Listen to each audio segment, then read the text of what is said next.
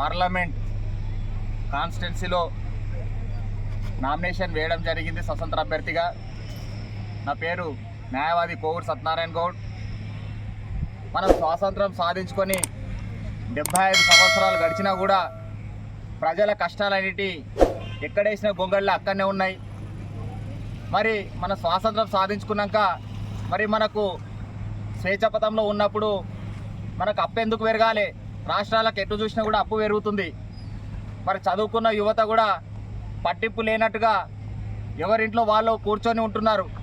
మరి అతి ముఖ్యమైనది ప్రజాస్వామ్యంలో రాజకీయ వ్యవస్థ. మరి ఈ రాజకీయ వ్యవస్థను సరిగ్గా ప్రజల కోసం ఉపయోగించినట్లయితే ప్రజాస్వామ్యం సస్యశ్యామలంగా ఉంటుంది, ప్రజలు సుఖ సంతోషాలతో ఉంటారు.